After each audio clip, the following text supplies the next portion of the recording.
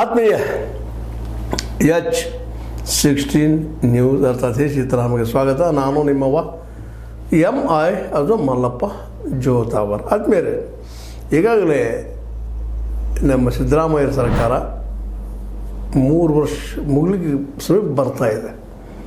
2 ವರ್ಷ ಸಮೀಪದ ಮುಖ್ಯಮಂತ್ರಿ ಬದಲಾವಣೆ ಆಗ್ಬೋದಾ ಅನ್ನೋ ಚರ್ಚೆ ನಡೆದ ಸಮಯದಲ್ಲೇನ ಇನ್ನೊಂದು ಘಟನೆ, ಈ ಸಿದ್ದರಾಮಯ್ಯ ಮುಖ್ಯಮಂತ್ರಿಯಾಗಿ ಆಯ್ಕೆ ಆಗೋದಕ್ಕೆ ಹಿಂದಿನ BJP ಸರ್ಕಾರದಿಂದ ಕರಪ್ಟ್ ಸರ್ಕಾರ 40% ಇದು ಪ್ರತಿಯೊಂದು ಡಿಪಾರ್ಟ್ಮೆಂಟ್ ಅಂತ ತೆಗೆದುಕೊಳ್ತಾ ಇದೆ ಪರ್ಸೆಂಟೇಜ್, ಅದರಲ್ಲೂ ಕಾಮಗಾರಿಗಳ ಸಲುವಾಗಿ.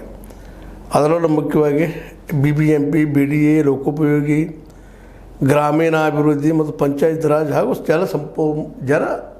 ಜಲ ಸಂಪನ್ಮೂಲ ಇಲಾಖೆಗಳು ಇನ್ನೂ ಅನೇಕ ಬೇರೆ ಬೇರೆ ಇಲಾಖೆಗಳಿಂದ ಸಾಕಷ್ಟು ದುಡ್ಡು ಬೆಳೀತದೆ. 40% ಕೆಳಗೆ ಕಾಮಗಾರಿ ಮಾಡೋದಿಲ್ಲ ಅನ್ನುವಂಥ ಆರೋಪವನ್ನು ಅತ್ಯಂತ ಪ್ರಬಲವಾಗಿ ಸಿದ್ದರಾಮಯ್ಯರು, DK ಶಿವಕುಮಾರ್ ಅವರು, ಇನ್ನುಳಿದವರು ಮಾಡಿದರು ಆರೋಪ.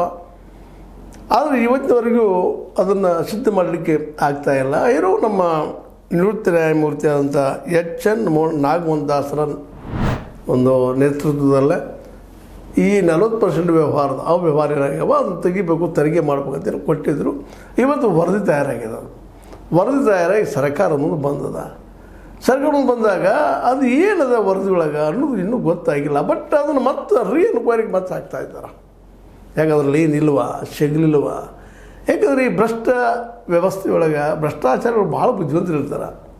ಎಷ್ಟು ಬುದ್ಧಿವಂತರಿರ್ತಾರಪ್ಪ ಅಂದ್ರೆ ಅವರು ಹುಡುಕಿದ್ರು ಎಲ್ಲಿ ಕಳೆದಿರ್ತಾರೆ ಗೊತ್ತಿರ್ತದೆ, ಅವರು ಹುಡುಕಿದ್ರು ಅವ್ರಿಗೆ ಸಿಗೋದಿಲ್ಲ. ಅದು ಅಷ್ಟರ ಮಟ್ಟಿಗೆ ಚಾಣಾಕ್ಷಿರ್ತಾರೆ ಅವರು.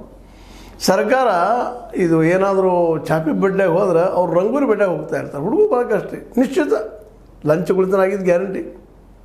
40% ಆಗಿತ್ತು, 50% ಆಗಿತ್ತು, 30% ಆಗಿತ್ತು, ಬೇರೆ ವಿಷಯ. ಅದು ನಡೆದಿಂದ ಸುಳ್ಳೇನಲ್ಲ. ಅದು ಲಂಚ್ ಇಲ್ಲದ ಮಂದಿರ ಕಟ್ಟಿಸಿದ್ರೆ ಆಡೋದಿಲ್ಲ, ಅಲ್ಲ ಆಡೋದಿಲ್ಲ, ಇದು ನಿಶ್ಚಿತನ.